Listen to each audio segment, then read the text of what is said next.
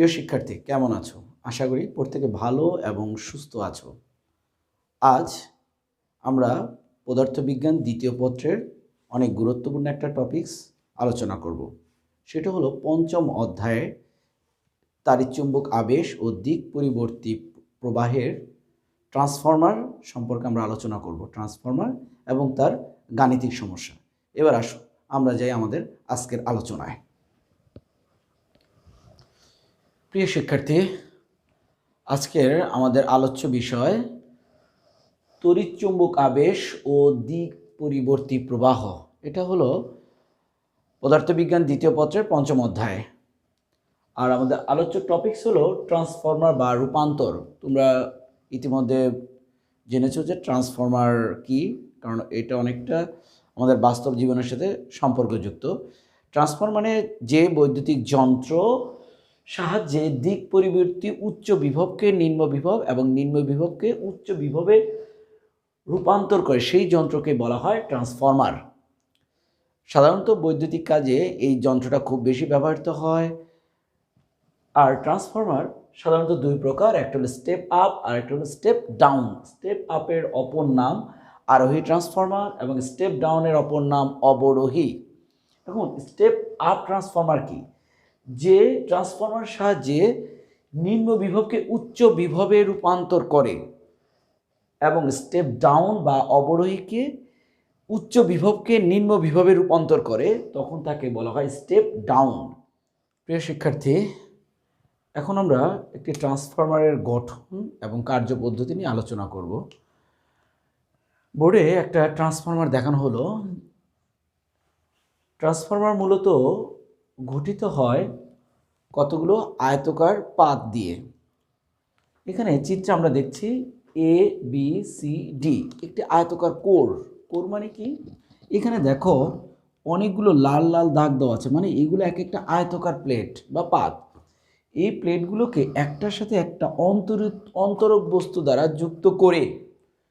যুক্ত করা হয়। তারপর এ বি সি ডি একটা আয়তাকার কোর হয়। এখন এই সবগুলো কোরকে বা আয়তাকার এই কোরটিকে কতগুলো অন্তরক তার দ্বারা পেঁচানো হয়। এই অংশ অন্তরক তার, এই তারগুলো অন্তরিত অবস্থায় থাকে। অন্তরক মানে কি? এই এমন সব বস্তু দ্বারা এই তারগুলোকে পেঁচানো হয় যার মধ্য দিয়ে তড়িৎ প্রবাহিত হয় না। একই রকমভাবে এই অংশটা একই রকম অন্তরিত তার দ্বারা পেঁচানো হয়। এখন এই যে অংশে আমরা দিক পরিবর্তী প্রবাহ প্রয়োগ করব ট্রান্সফরমারে, ওই অংশটাকে বলা হয় মুখ্য কুণ্ডলী। তার মানে এই অংশটা হলো মুখ্য কুণ্ডলী, প্রাইমারি কয়েল। আর দিক পরিবর্তী বিভব যে কুণ্ডলীতে আবিষ্ট হয় সেই অংশটাকে বলা হয় গৌণ কুণ্ডলী। এখন এই এটা একটা আয়তকার কোর বা কুণ্ডলী বলে এখানে যে পরিমাণ চৌম্বক ফ্লাক্স আবিষ্ট হয় বা যে পরিমাণ চৌম্বক ফ্লাক্স উৎপন্ন হয়, ঠিক একই পরিমাণ চৌম্বক ফ্লাক্স সেকেন্ডারি কয়েল বা গৌণ কুণ্ডলীতে প্রবেশ করে। তার মানে এখানে চৌম্বক ফ্লাক্সের কোনো ক্ষরণ ঘটে না। এখন যদি চৌম্বক ফ্লাক্সের কোনো ক্ষরণ না ঘটে, তাহলে ফ্যারাডের সূত্রানুসারে আমরা লিখতে পারি মুখ্য কুণ্ডলীর ক্ষেত্রে মুখ্য কুণ্ডলীর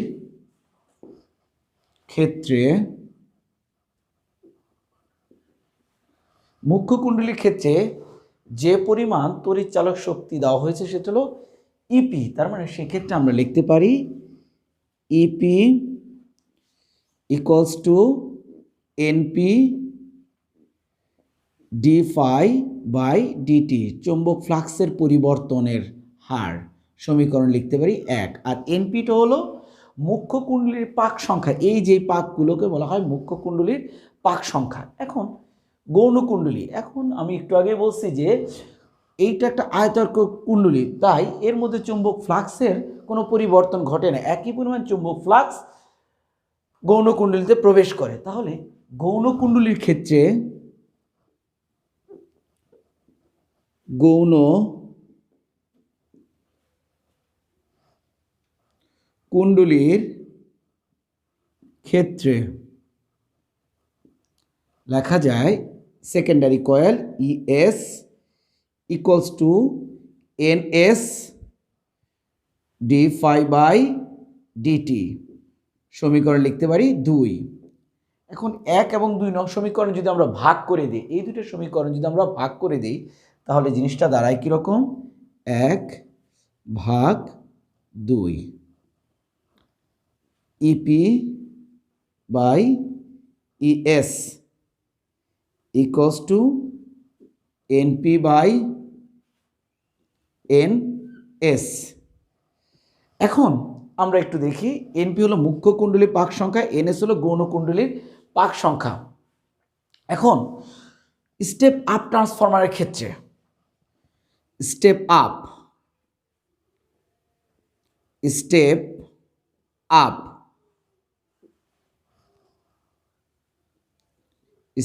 আপ ট্রান্সফরমার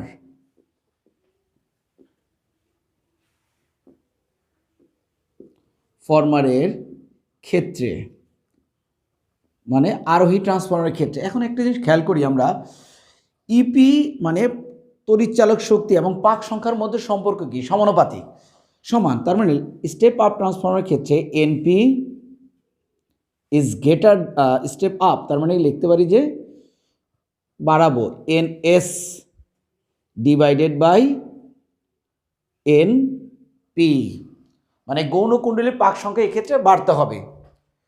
আর স্টেপ ডাউন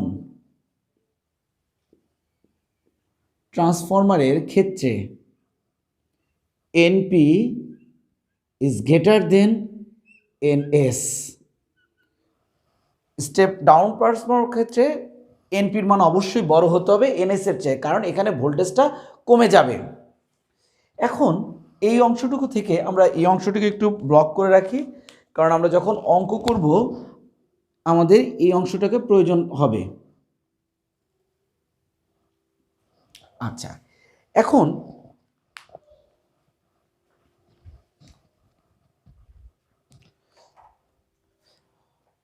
শক্তির নিত্যতার সূত্র অনুসারে মুখ্য কুণ্ডলীর ক্ষমতা এবং গৌণ কুণ্ডলীর ক্ষমতা সমান। সেটা কীরকম? মুখ্য কুণ্ডলীতে যে পরিমাণ শক্তি ব্যয় হয়, মানে এখান থেকে শক্তি উৎপন্ন হওয়ার পর এই অংশতে প্রবেশ করবে প্রতি সেকেন্ডে, মানে ক্ষমতা। তার মানে এখান থেকে প্রতি সেকেন্ডে ব্যয়িত শক্তি আর গৌণ কুণ্ডলীর প্রতি সেকেন্ডে উৎপন্ন শক্তি পরস্পর হবে কি? সমান। তাহলে বলা যায় তাদের ক্ষেত্রে ক্ষমতা সমান। যদি ক্ষমতা সমান হয় তাহলে আমরা লিখতে পারি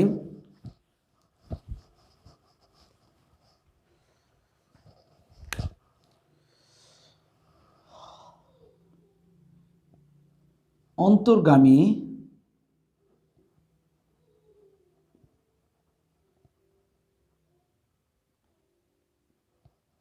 ক্ষমতা সমান সমান বহির্গামী, মানে আউটপুট, বহির্গামী ক্ষমতা সমান। তাহলে ক্ষমতার ক্ষেত্রে আমরা জানি পি সমান সমান ভিআই, তার মানে এক্ষেত্রে ভোল্টেজ, তার মানে এখানে লিখতে পারি ইপি আইপি ইকুয়ালস টু বহির্গামী সেকেন্ডারি কয়েল বা গৌণ কুণ্ডলী ইএস আইএস। এখন এটাকে আবার এভাবে লেখা যায় EP by ES equals to IS by IP. এখন এক্ষেত্রে আমরা একটা জিনিস দেখি, দেখা যায় তড়িৎ চালক শক্তি এবং তড়িৎ প্রবাহ পরস্পর কি? ব্যস্তানুপাতিক। এই অংশটাও আমার লাগবে ম্যাথ করার সময়। এরপর আরেকটা অংশ, সেটা হলো এখন তড়িৎ চালক শক্তির এই অংশটা গেল। এখন যদি পরীক্ষার সময় তোমাকে রোধের মান বের করতে বলে তখন তুমি কিভাবে করবা? তাহলে সেক্ষেত্রে আমার এটাকে লেখা যায় ইপি বাই ইএস। এটা থেকে আমরা জানি কি ই ইকুয়ালস টু আই আর, তার মানে আই সমান সমান কত লেখা যায়?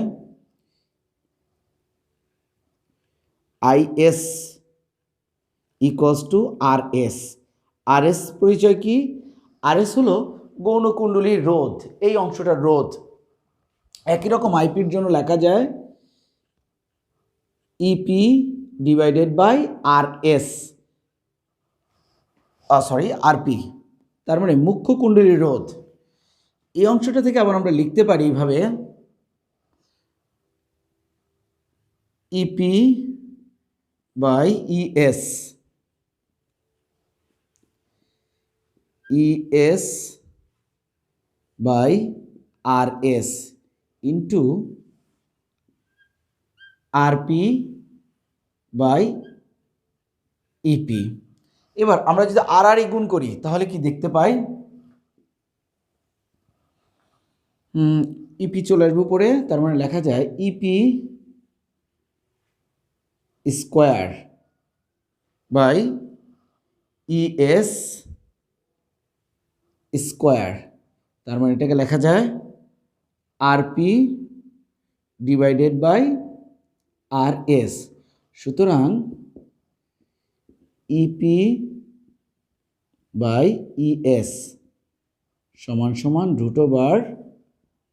RP by RS. অনেক ক্ষেত্রে রোধের মান বের করতে বলে, তখন আমরা এই সূত্রটা দিয়ে অঙ্কটা করব।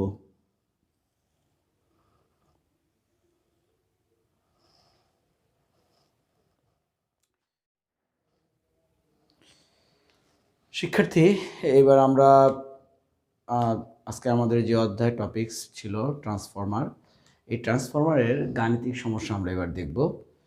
প্রথম একটা সৃজনশীল, একটি স্টেপ আপ ট্রান্সফরমারে 220 ভোল্ট সরবরাহ করে 2200 ভোল্ট পাওয়া যায়। ট্রান্সফরমারটি মুখ্য কুণ্ডলীর পাক সংখ্যা দেওয়া আছে এবং রোধ দেওয়া আছে। এবার প্রথম বের করতে হচ্ছে গৌণ কুণ্ডলীর পাক সংখ্যা।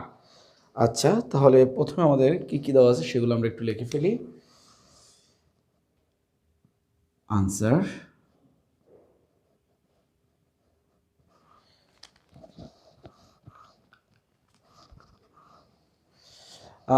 দেয়া আছে স্টেপ আপ ট্রান্সফরমারে সরবরাহ করা হলো।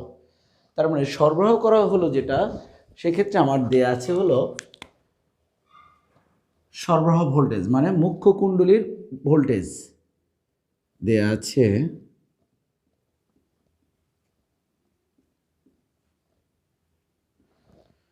মুখ্য কুণ্ডলীর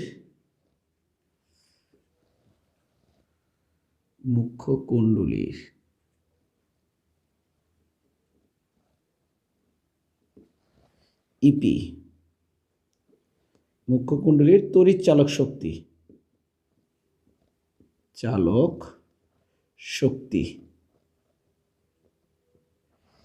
ইপি দেয়া আছে 220 ভোল্ট, সরবরাহ করে 2020 ভোল্ট 2200 ভোল্ট পাওয়া গেল। তার মানে গৌণ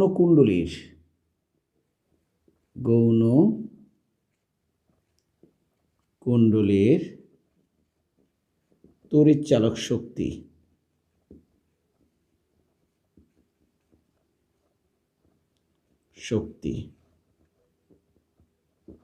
ইএস 2200 ভোল্ট। এরপর দেয়া আছে মুখ্য কুণ্ডলীর পাক সংখ্যা,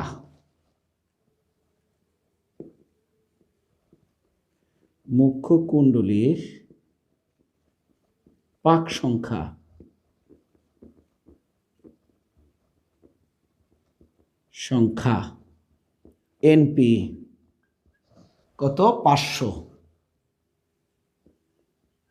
এবং মুখ্য কুণ্ডলীর রোধ দেওয়া আছে, রোধ আরপি 0.5 ওহম। আমাকে বের করতে বলা হয়েছে গৌণ কুণ্ডলীর পাক সংখ্যা। তার মানে গৌণ কুণ্ডলীর পাক সংখ্যা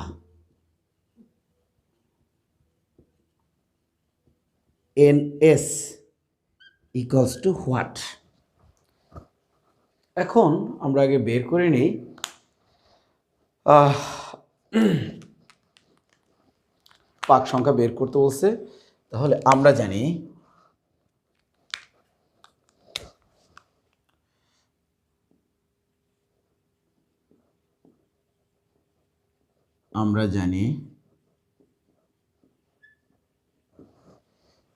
E P by ES equals to NP divided by NS. এটা আমাদের সূত্র আমরা জানি। তাহলে এখান থেকে আমরা বের করব এনএস এর মান, তার মানে NS equals to ES divided by EP into NP. এবার মানগুলো বসাই। এনএস এর মান দেওয়া আছে 2200, এনপির মান আছে 500, ইপির মান আছে 220। এবার আমরা ক্যালকুলেটর দিয়ে ক্যালকুলেশনটা একটু করি।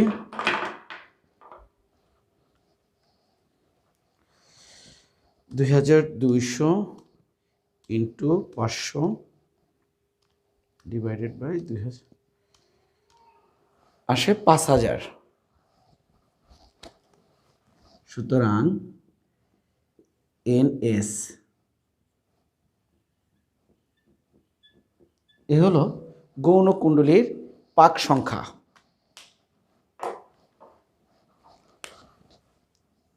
গৌণ কুণ্ডলীর পাক সংখ্যা।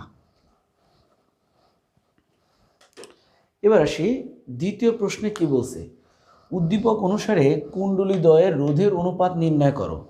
এবার আমরা এখানে দেখি আমাদের দেয়া আছে মুখ্য কুণ্ডলীর রোধ দেওয়া আছে 0.5 ওহম। বের করতে হবে গৌণ কুণ্ডলীর আর রোধেরটা, তারপর দুটো অনুপাত করলে আমরা বের করতে পারবো। তাহলে খ নম্বর আনসারটা দেখিয়ে দেয় এবার। তাহলে খ নম্বর আনসার করার সময় আনসার খ আগে লিখে নিই। ক হতে এনএস ইকুয়ালস টু 5000।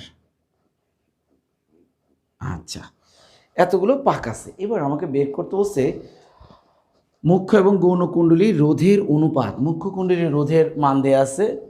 তাহলে আমরা একটা জিনিস, এখন মুখ্য কুণ্ডলীর প্রবাহ সেটাও করা নাই, তাহলে একটা আমরা প্রবাহটা বের করে নিই।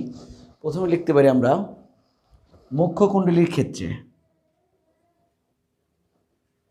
মুখ্য কুণ্ডলীর ক্ষেত্রে E P IP RP.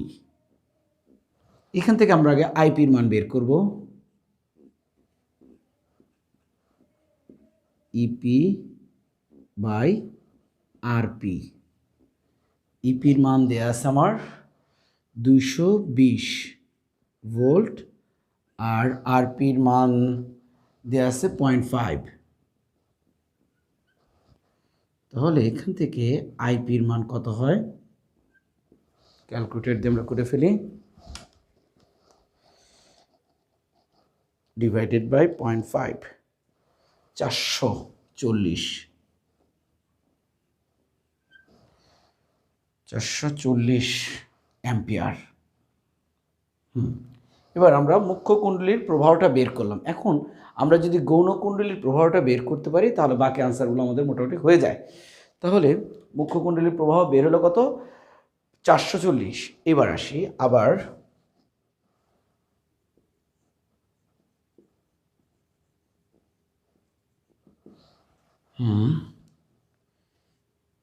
E P by ES IS by IP, এই সূত্রটা আমরা জানি।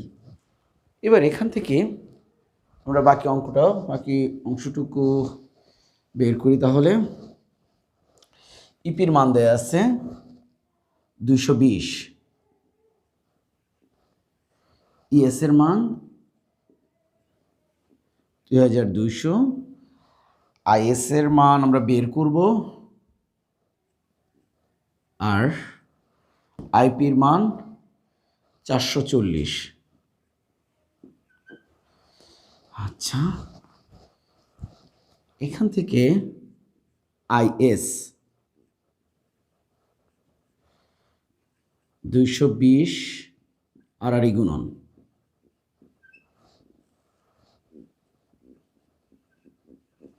এবার আমরা আবার ভাগ করি।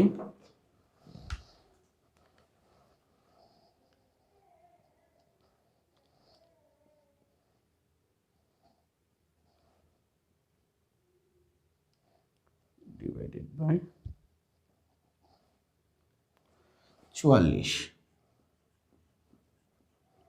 অ্যাম্পিয়ার। ওকে, তাহলে সুতরাং সেকেন্ডারি কয়েলের জন্য ES equals to IS RS। সুতরাং RS equals to ES by IS। ES এর মান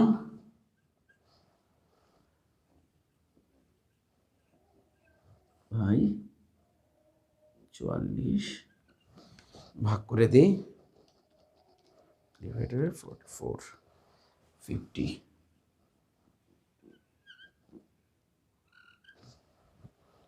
এখন আমাকে বের করতে বলছে মুখ্য এবং গৌণ কুণ্ডলীর রোধের অনুপাত। আমরা গৌণ কুণ্ডলীর রোধ পেয়েছি এটা, আর মুখ্য কুণ্ডলীর রোধ এটা আছে। এবার তাহলে তাদের অনুপাতটা কত হবে আমরা এখন সেই জিনিসটাই দেখব। তাহলে প্রথমে প্রাইমারি কয়েলের জন্য, আচ্ছা, সুতরাং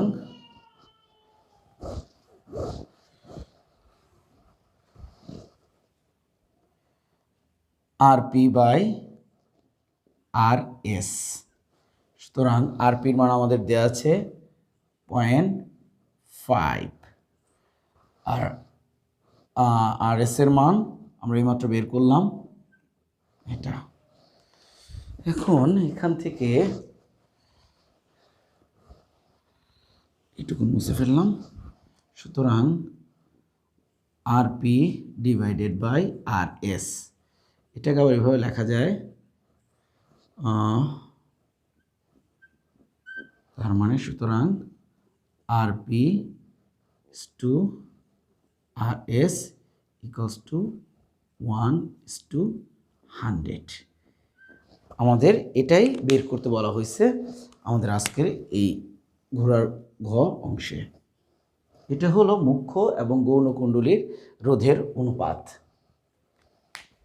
শিক্ষার্থীবৃন্দ, আজকের আমাদের এই আলোচনায় ট্রান্সফর্মার গঠন, কার্যপদ্ধতি এবং গাণিতিক সমস্যা যতটুকু করানো হলো, এরপরও তোমাদের যদি কারো কোনো সমস্যা থাকে অবশ্যই তোমরা তোমাদের বিষয় শিক্ষকের সাথে যোগাযোগ করবে।